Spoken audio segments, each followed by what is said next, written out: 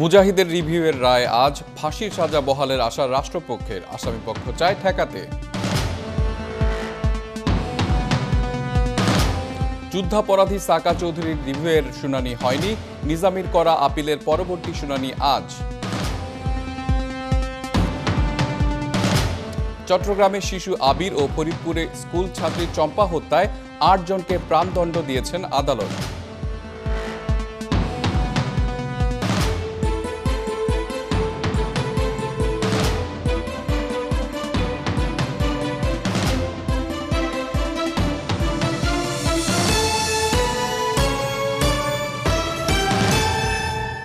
স্বাগত সংবাদ সংযোগের সাথে আছি মাহফি ইসলাম। শুনছিলেন প্রধান শিরোনাম, এবারে পুরো খবর।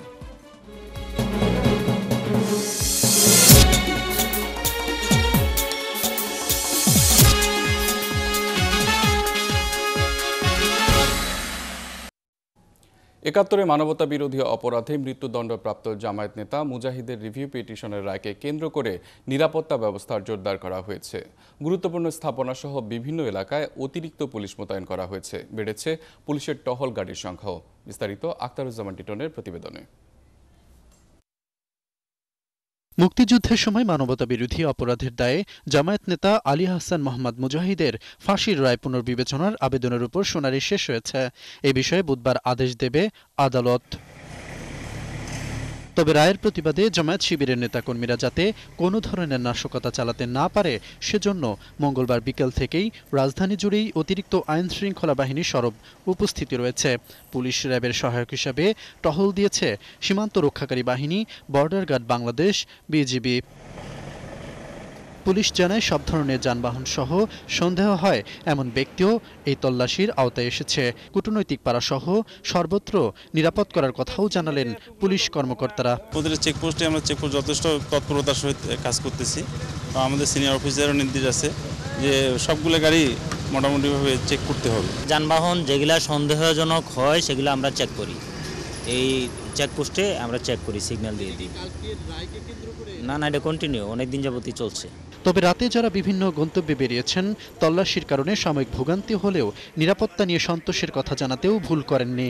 অন্যান্য দিনের চেয়ে একটু সতর্কতা বেশি আমরা লক্ষ্য করছি, তবে কোনো সমস্যা হবে বলে মনে হয় না। রাস্তাঘাটে পুলিশ আছে, এরপরে নিরাপত্তা আছে, পকেটে টাকা আছে, মোবাইল আছে, কেউ জিগাও না। নিরাপত্তা বোধ করতেছি, ইনশাল্লাহ ভালো আছে, কারণ সুযোগ সুবিধা সবার জন্য ভালো হয়েছে। রায়ের পর প্রয়োজনে আইন শৃঙ্খলা রক্ষাকারী বাহিনী মাঠে থাকবে আশা সাধারণ মানুষের। আখতারুজ্জামান টিটন, ৭১, ঢাকা।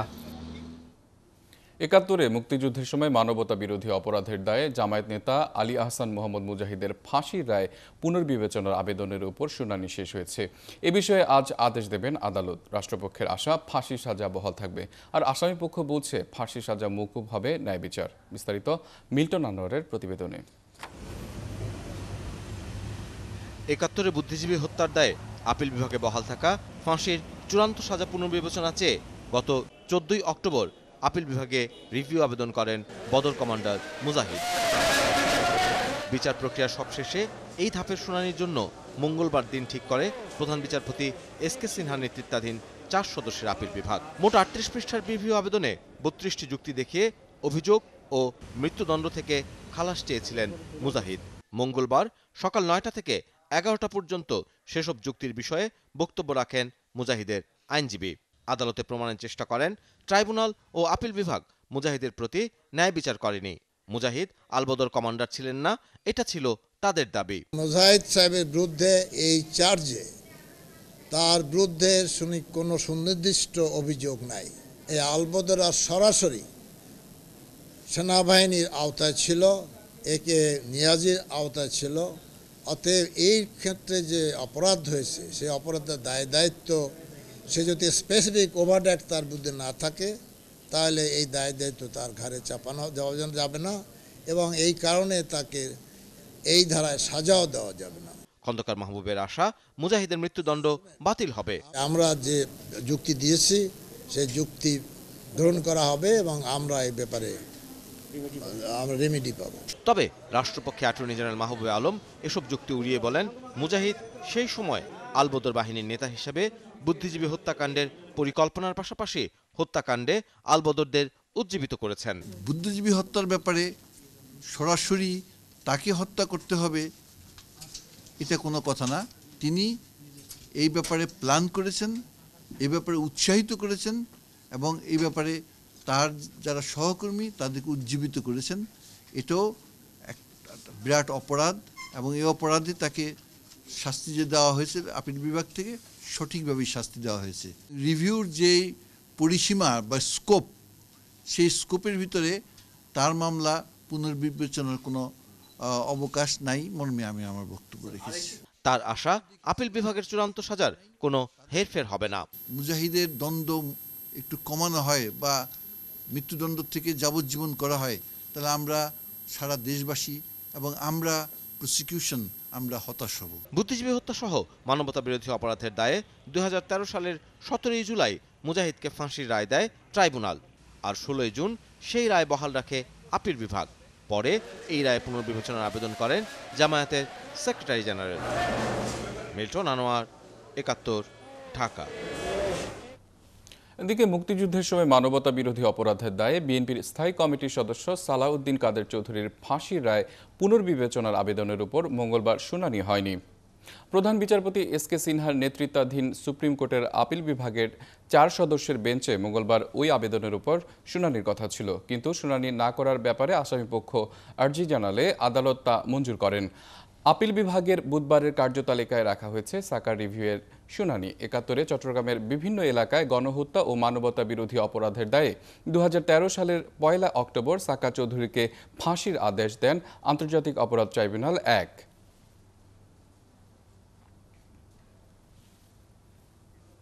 71-এর মুক্তিযুদ্ধে মানবতা বিরোধী অপরাধ ও গণহত্যার দায়ে মৃত্যুদণ্ডাদেশের বিরুদ্ধে জামায়াতের আমির মতিউর রহমান নিজামীর করা আপিলের পরবর্তী শুনানি হবে বুধবার।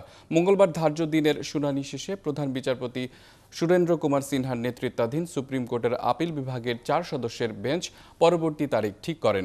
গত বছরের 29 অক্টোবর আন্তর্জাতিক অপরাধ ট্রাইব্যুনাল 1 নিজামীকে মৃত্যুদণ্ডাদেশ দেন। পরে তিনি ট্রাইব্যুনালের দেয়া মৃত্যুদণ্ডাদেশ বাতিল চেয়ে ও খালাসের আর্জি জানিয়ে সর্বোচ্চ আদালতে আপিল করেন।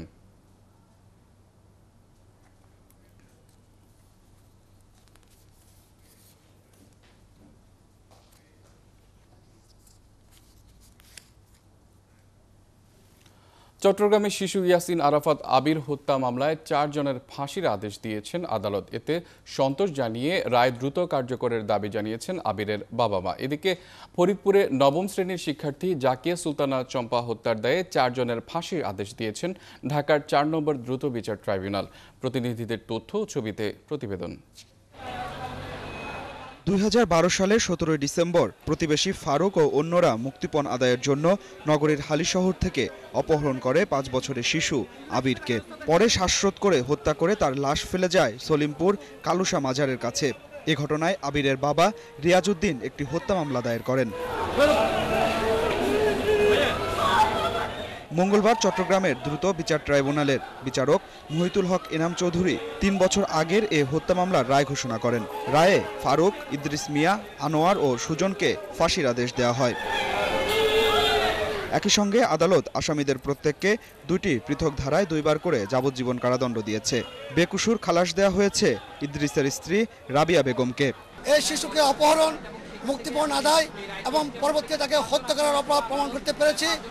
এই 5 জন আসামির মধ্যে 4 জন আসামিকে আদালত বিভিন্ন ধারায় দণ্ডিত করে তাদেরকে মৃত্যুদণ্ড দেওয়া হয়েছে। দণ্ড পাওয়া আসামিদের দ্রুত ফাঁসির রায় কার্যকরের দাবি জানিয়েছেন আবিরের বাবা। একজন ড্রাইভার আর একজন আমার বাচ্চার, আমার ছেলের মা সাজে, তাহলে সে কিভাবে দায় মুক্তি পায়? সে তো কখনো দায় মুক্তি পায় না, ক্ষমা পায় না। দ্রুতভাবে ফাঁসি কার্যকর করা হোক, ফাঁসি চাই, ফাঁসি চাই। এদিকে ফরিদপুরে 9ম শ্রেণীর শিক্ষার্থী জাকিয়া সুলতানা চম্পাকে ধর্ষণের পর হত্যার দায়ে 4 জনের ফাঁসির আদেশ দিয়েছে আদালত। 2012 সালের ডিসেম্বর মাসের এই মামলাটি 2014 সালে ফরিদপুর থেকে ঢাকা দ্রুত বিচার ট্রাইব্যুনালে স্থানান্তর করা হয়।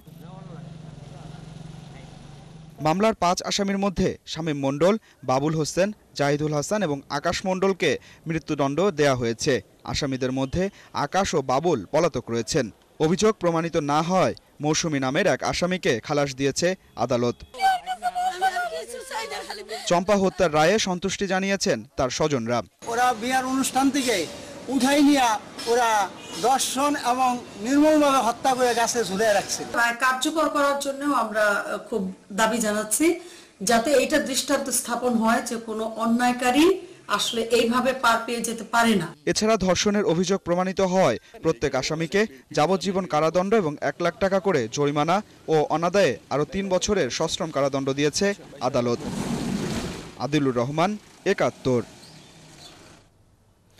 এদিকে সিলেটের স্কুল ছাত্র আবু সাইদকে অপহরণ করে হত্যার অভিযোগে করা মামলায় বরখাস্ত হওয়া কনস্টেবল এবাদুর রহমান সহ 4 জনের বিরুদ্ধে অভিযোগ গঠন করেছেন আদালত। এর মধ্য দিয়ে এই মামলায় আনুষ্ঠানিক বিচার শুরু হলো। 19শে নভেম্বর মামলার প্রথম সাক্ষ্য গ্রহণের দিন ঠিক করা হয়েছে। মনিরা কাজুরির প্রতিবেদনে বিস্তারিত। পূর্ব নির্ধারিত তারিখ অনুযায়ী মঙ্গলবার সকালে আদালতে হাজির করা হয় স্কুল ছাত্র আবু সাইদ হত্যা মামলার মূল আসামি পুলিশ সদস্য এবাদুর রহমান সহ আব্দুর রাকিব, আতাউর রহমান গেদা ও মাহিব হোসেন মাসুমকে। এরপর নারী ও শিশু নির্যাতন ট্রাইব্যুনালের বিচারক আব্দুর রশিদ অভিযুক্ত 4 জনের বিরুদ্ধে চার্জ গঠন করেন আর আগামী বৃহস্পতিবার থেকে সাক্ষ্য গ্রহণের তারিখ নির্ধারণ করেন। চার্জ গঠনের পর আসামিদের কারাগারে পাঠানো হয়েছে বলে জানিয়েছেন পিপি আব্দুল মালেক। 4 জন আসামির বিরুদ্ধে চার্জ গঠন হয়েছে এবং মামলাটা দ্রুত নিষ্পত্তি হবে এবং আগামী বৃহস্পতিবার থেকে সাক্ষী ডেলি হবে। 19 তারিখ থেকে ডেলি সাক্ষী হবে এবং দ্রুত আমরা এই মাসে আশা করি মামলাটা। এদিকে ছেলে হত্যা মামলার এমন অগ্রগতিতে খুশি সাইদের বাবা। শিশু রাজন হত্যা মামলার মতো সাইদ হত্যারও বিচার পাবার আশা করেন তিনি। আমি চাই রাজন হত্যার মতো আমার সাইদের দ্রুত গতিতে বিচার হোক, সাইদের জন্য ফাঁসি চাই। গেল 11 মার্চ নগরীর শাহ মীর সরকারি প্রাথমিক বিদ্যালয়ের 4র্থ শ্রেণীর ছাত্র আবু সাইদ অপহৃত হয়। এর 3 দিন পর 14 মার্চ ঝর্ণার পাড় সোনাতলা এলাকার একটি বাসা থেকে তার মরদেহ উদ্ধার করে পুলিশ। মনিরা কাজুরি, ৭১। সংবাদ সংযোগে এবার বিরতি, ফিরে এসে অন্যান্য খবরের সাথে আরো থাকছে। জঙ্গিবাদ, রাজনৈতিক উস্কানি ও নারী হয়রানি বন্ধে ফেসবুকের সাথে চুক্তির চেষ্টা করছে সরকার।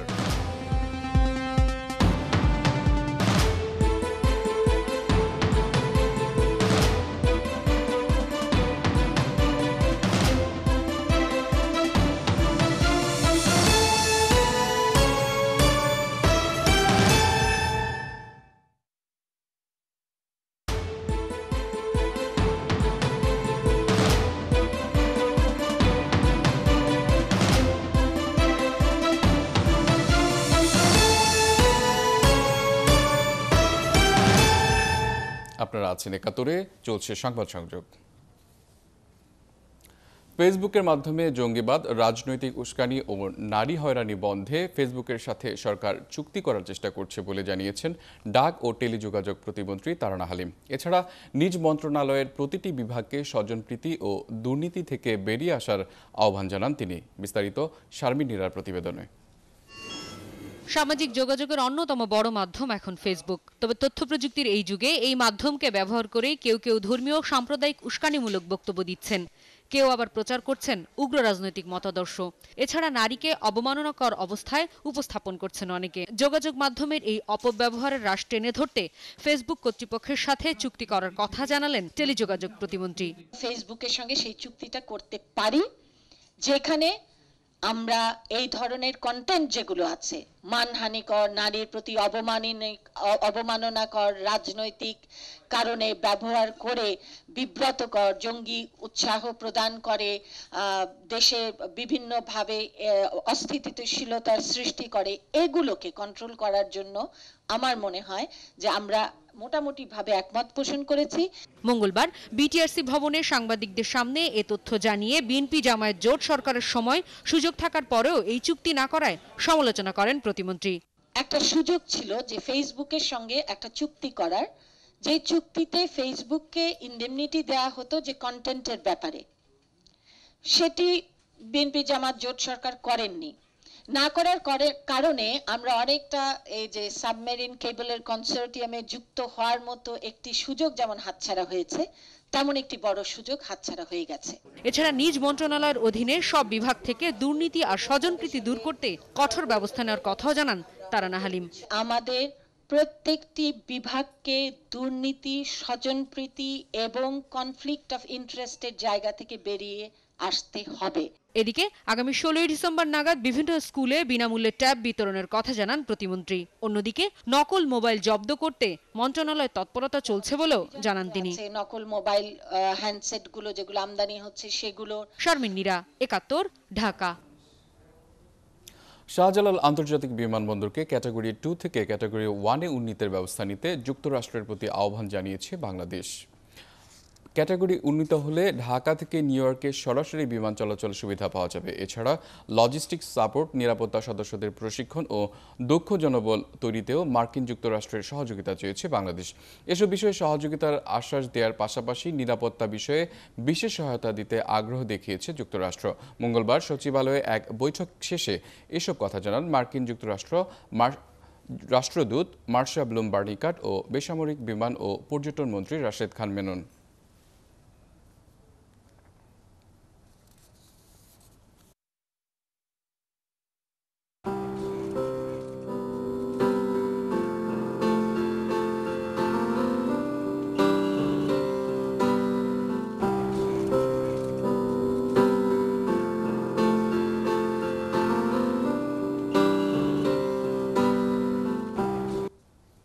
প্যারিসে ভয়াবহ সন্ত্রাসী হামলার সাথে জড়িতদের ধরতে স্মরণকালের সবচেয়ে বড় অভিযানে নেমেছে ফ্রান্স ও বেলজিয়াম।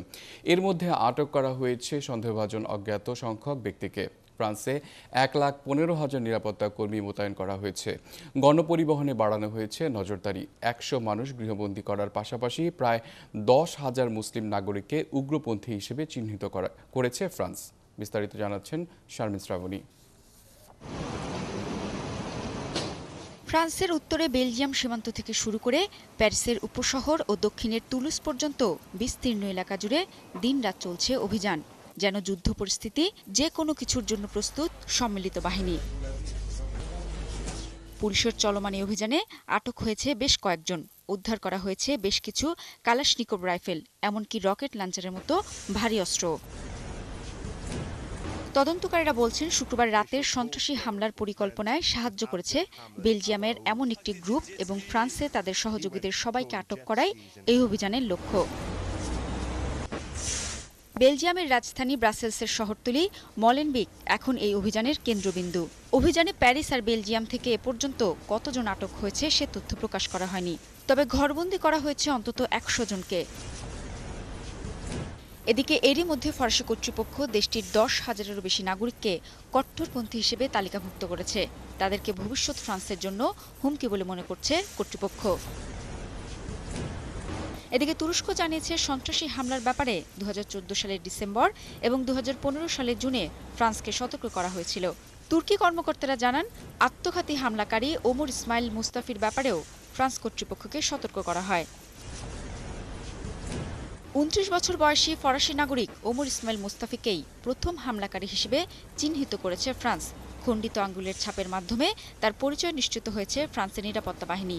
বাতাক্ল কনসার্ট হলে শুক্রবারের হামলাকারীদের একজন ছিলেন ওমর ইসমাইল। শারমিন শ্রাবণী, 71। দর্শক, সংবাদ সংযোগ শেষ করার আগে জানিয়ে দিচ্ছি আজকের পত্রিকার শিরোনাম ও আলোচিত সংবাদ। শুরুতেই প্রথম আলো শিরোনাম করেছে মানবতা বিরোধী অপরাধের বিচার, মুজাহিদের চূড়ান্ত আদেশ আজ। সমকাল, নর্থ সাউথ ভার্সিটিতে গুরুতর অনিয়ম, ইউজিসির তদন্ত প্রতিবেদন। যুগান্তর শিরোনাম করেছে 4 মাসে ঘাটতি 9,000 কোটি টাকা, এনবিআরে বিরাজমান অস্থিরতা ও অসন্তোষের প্রভাব। কালের কণ্ঠ তারা লাল কালি দিয়ে শিরোনাম করেছে 775 শিশু হত্যার বিচারে ধীর গতি, রাজন রাকিব হত্যা মামলার মতো এসব মামলারও দ্রুত নিষ্পত্তির দাবি। দৈনিক ইত্তেফাক তারাও লাল কালি দিয়ে শিরোনাম করেছে আন্তর্জাতিক বিষয়, আইএসের হামলার শঙ্কায় ভারত জুড়ে সতর্কতা। সকালের খবর, আজ মুজাহিদের রিভিউ আবেদনের আদেশ, সাকা চৌধুরীর শুনানিও হবে। The Daily Star, more diseases, more deaths. The Financial Express, NPL weak governance in banks hurting economy, বলছে IMF।